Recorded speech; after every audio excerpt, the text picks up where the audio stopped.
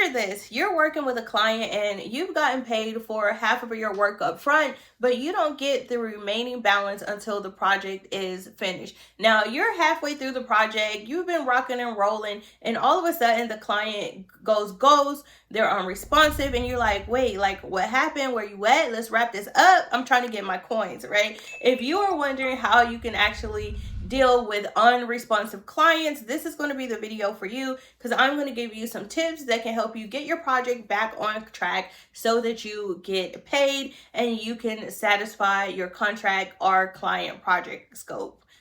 There's no stopping me now. I know my 𝗧ciecie𝗽-𝗧. Money's all over me. I'm called to be rich and be free.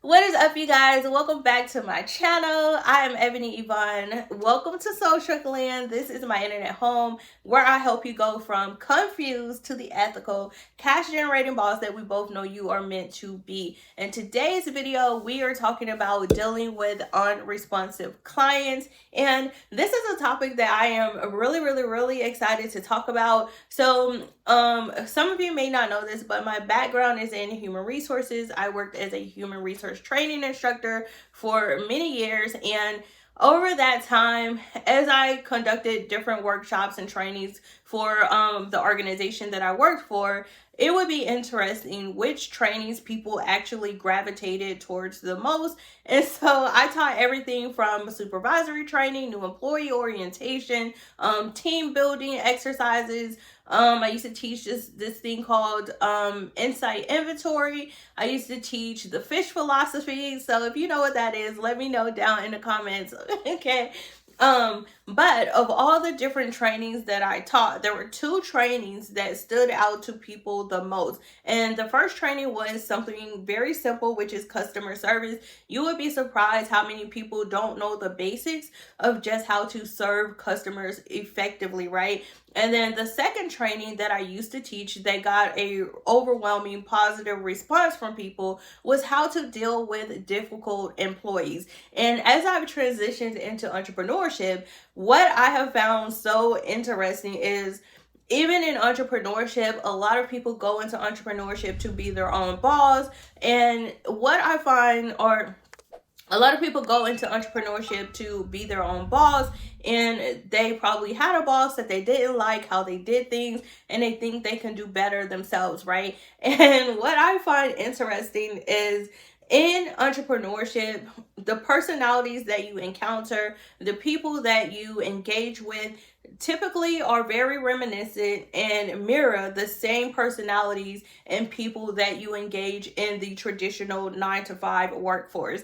And so as an entrepreneur, I find myself often talking to clients about how to get projects back on track, how to kind of follow back up with clients once they've ghosted them, they haven't heard from them, and like how you can kind of navigate that relationship. So that's essentially what I want to get into in today's video. I want to talk about how if a client has gone ghost, you're waiting on them to wrap up the project to keep it moving forward, how you can try to re-engage them or how to disengage if necessary when you have unresponsive clients. Okay, so I'm going to break this down into two key different sections and give you tips for both. First, I'm going to start by talking about some things that you can do before the project even starts so that you can kind of ensure that you have a good working relationship, everyone is on the same page, and that you keep the project moving. And then we're going to talk about what to do if you're already kind of in the thick of your project and working relationship, and then the client has already ghosted you, what you can do to get the project back on track. Okay, so let's talk about the things you can do beforehand. And the first thing that you want to do is, number one, have very clear expectations and outline the scope of the project, outline the key deliverables, the milestone, the timeline, what is the estimated amount of time each phase of the project is going to take, who's going to be responsible for what, who is the key stakeholders involved. So typically whenever I start a new project, I always want to know if there's an issue, who do I contact, right? And so depending on how big or small the company is, there may be one key contact that you have, or maybe a primary contact and a secondary. But if it's a large organization, they may tell you, okay, you need to contact this person if it's related to billing or finances. You may need to contact this person if it's dealing specifically with project deliverables, or you may want to call this person if it's dealing with the contract, right? But typically outline that at the very first meeting that you have with your client. So one thing that I do whenever I am getting ready to start a new project, every single project starts with a scoping call. And on that scoping call, depending on how big the project is, typically what I do is we literally scope out the entire project from start to finish. Okay, what is it that the deliverables are? How many phases is the project going to be? What's the timeline for each phase of the project? Who are the key stakeholders involved? Who's the primary point of contact? And then this also takes me into the second tip that I have for what you can do before your project even starts. And this is by establishing clear communication channels. When you're working on this project, especially if there's multiple different people involved, what is going to be your primary communication channels, or what communication channels are not acceptable, right? So for me, you guys know I'm not on social media, so I tell clients first thing, do not send me messages through Facebook or Instagram, because there is most likely going to be a delay in me seeing that message if I see it at all. So our primary communication channel is typically going to be in Notion, which for every single client that I have, they have their own dedicated client portal where they can access all of the project deliverables, the timeline, the tasks. We have an outline of who's doing what. We have all the documents, any contracts that were signed. If I'm creating different assets, there's a folder where they can access all of that stuff. Everything is in one place, and I have like a little makeshift box where people can tag me, and we have like a little chat that we can have. But then also, in addition to that, I tell them what email addresses to use if they have questions or if they want to communicate outside of their client portal. And then depending on the client, sometimes we establish additional communication channels as well. So me personally, I do not use Slack as a primary communication channel within my business, but I do have several clients who that is their primary means of communication with their clients or even with other team members. So if that is the case, then I would tell them, okay, add me to Slack. Here's my Slack email address. And then whenever I send something in a client portal, I also make a habit of making sure that I send it in Slack as well, so that the communication is consistent in both communication channels. So what you use is going to depend on your business workflow and also your clientele, the type of work that you do. So you want to make sure that you establish your communication channels up front, okay? In addition to establishing your communication channels, you also want to set clear boundaries. So with setting clear boundaries, this is where I like to establish expectations when it comes to the level of professionalism, communication timelines, project deadlines, and also when it comes to when you can expect to hear from me. So I always tell people my office hours, I typically work Monday through Thursday and by appointment only on Friday. So I let them know that I operate everything on Eastern Standard Time. Even though I travel full time, I try to work Monday through Thursday, 9 a.m. to 3 p.m. Eastern Standard Time. And I let my clients know that if they send any communications during that time, it should be, responded to in a timely manner. But if you send a message outside of those hours, then you can expect to hear from me or someone on my team the next business day as early as possible. But if you let people know what your schedule is, when they can expect to hear from you, that is going to resolve a lot of your issues up front. All right, so those are the tips that I have for you for things that you can do before your project even starts, so that you can kind of have a smooth progression from start to finish during your project. But let's say your project already started and the client becomes unresponsive. Now I'm going to get into some specific tips that you can take to try to re-engage your client to get them to respond. And so the first thing that you want to do is to make sure you follow up. And this may seem very obvious, but you would be surprised how many people I shouldn't even be laughing at that. I shouldn't be laughing at that. But you would be surprised how many entrepreneurs lack, I don't even like, I'm just going to say lack customer service. I really want to say common sense, but we know common sense ain't common.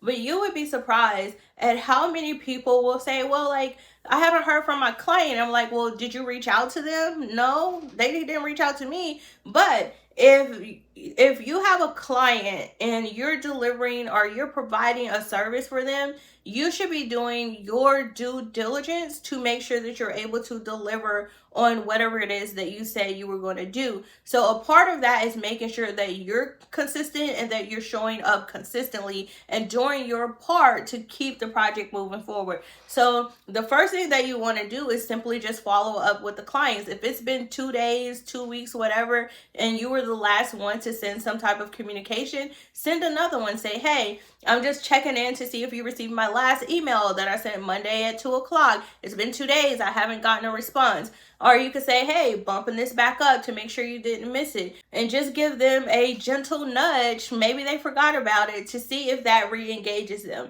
Now, if you've already sent a follow-up, send another one, right? You can send 2 or 3 follow-ups, just kind of reminder and keep it top of mind to get clients to respond.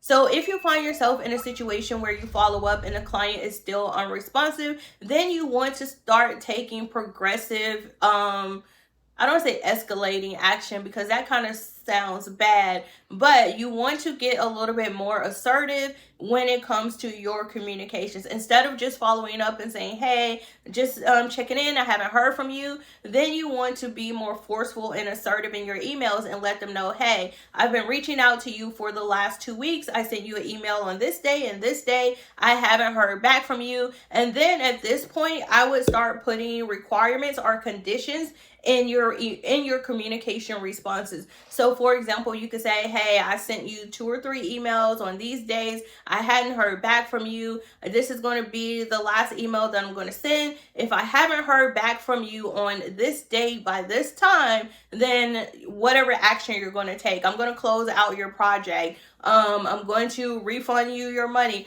If they continue to be unresponsive, whatever the next action is for you to take, you want to make sure that you explicitly state that in your communication and let them know, hey, if I don't hear back from you, this is what that's going to be. Now, what that action is really going to depend on you, what you offer, what your contract says, but that action could be, I'm going to put your project on hold. That could be, I'm going to terminate our contract. That could be, you're going to close out your project and you're going to lose your money, right? Whatever is either agreed upon in your contract or whatever your policy is, you want to let them know what the next action is going to be if you do not hear from them by the specific deadline that you said in your communication. Now, when you add a deadline to your communication and say, if I don't hear back from you at this point, it needs to be a reasonable amount of time. And so you can't send an email at 2 p.m. on Friday and say, if I don't hear back from you at 3 p.m. today, then I'm going to close this out, because a person can go an hour without seeing their email, right? You may want to send an email on Friday at 2 p.m. and say, if I haven't heard back from you by Wednesday, close of business, then XYZ is going to happen, or maybe the next Friday. But you don't want to have just an hour or even do Monday, because that person could be gone for the weekend already and they don't get back to their email until Monday. So you want to make sure that you have a reasonable amount of time for when your deadline is going to occur versus when you actually send the communication saying that there is now a deadline in place, if that makes sense. All right, so that leads me into the next thing. Once you have set your deadline and you say, if I don't hear back from you this date and time, then you're going to take whatever specific action. Then even with that, I will still send a final notice. So let's say you tell them, if I don't hear back from you by Friday at close of business, then I'm going to close out your contract. So you don't want to send this email on Monday and then nothing else happens until Friday and it's like, oh, your account is closed, right? You can send a second follow-up email letting them know there was a deadline on Wednesday, or maybe 24 hours before on Thursday, you can send a 24-hour notice and say, hey, if we don't hear from you in the next 24 hours, then this project is going to be closed out.